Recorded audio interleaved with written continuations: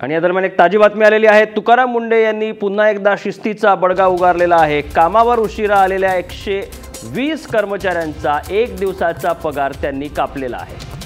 मोठी बातमी, आत्ताची ताजी बातमी। नवी मुंबईतून बदली करण्यात आलेले तुकाराम मुंढे यांनी नवीन ठिकाणी गेल्यावर पुन्हा एकदा आपला शिस्तीचा बडगा उगारलाय।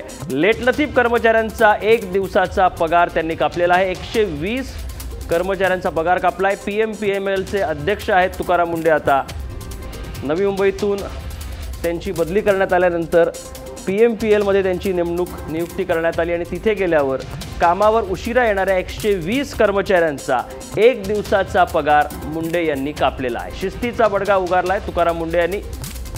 ताजी बातमी, PMPMLचे अध्यक्ष आहेत तुकाराम मुंढे।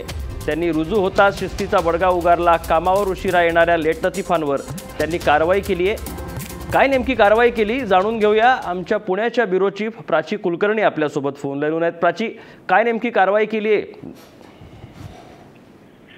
पंकज, तुकाराम मुंढे यांनी काल PMPच्या CMD पदाचा चार्ज घेतला आणि त्यानंतर तातडीने त्यांनी काही बदल करायला सुरुवात केलेली होती। दोन महत्त्वाच्या बाबी त्यांनी अशा केल्या होत्या की गेल्या काही काळामध्ये इथले जे सगळे कर्मचारी आणि अधिकारी आहेत ते 6 तासच काम करत असल्याचं त्यांच्या लक्षात आलं होतं।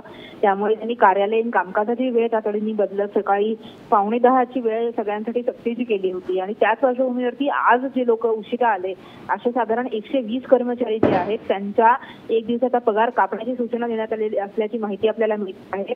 याचबरोबर दुसरी महत्त्वाची सध्या जी चणचण PMPला जाणवते आहे ते म्हणजे नादुरुस्त बसेसची संख्या कमी आहे। संपूर्ण शहरामध्ये पुरेशा बसेस रस्त्यावरती धावताना उपलब्ध झालेल्या दिसत नाहीयेत आणि त्याचबरोबरच्या नव्याने आलेल्या बसेस ज्या नव्याने PMPच्या ताफ्यात दाखल झालेल्या आहेत त्या देखील नादुरुस्त होत असल्याच्या घटना वारंवार घडत आहेत। या पार्श्वभूमीवरती त्यांनी मोठ्या प्रमाणावरती निधी दिलेला आहे।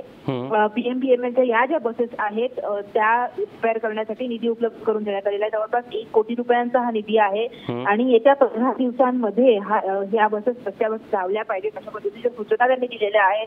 त्यामुळे आल्याच्या दिवसापासूनच PMPML साठी तुकाराम मुंढे यांनी धडाकेबाज कारवाई करायला सुरुवात केलेली आहे। पुणेकरांची जी आशा आहे की तुकाराम मुंढे आल्यानंतर तरी पुण्याची जी सार्वजनिक बस व्यवस्था आहे, वाहतूक व्यवस्था आहे PMPML ती सुद्धा त्या दृष्टीने कुठेतरी पावलं पडताना दिसत आहेत। अगदी बरोबर। धन्यवाद प्राची दिलेल्या माहितीबद्दल।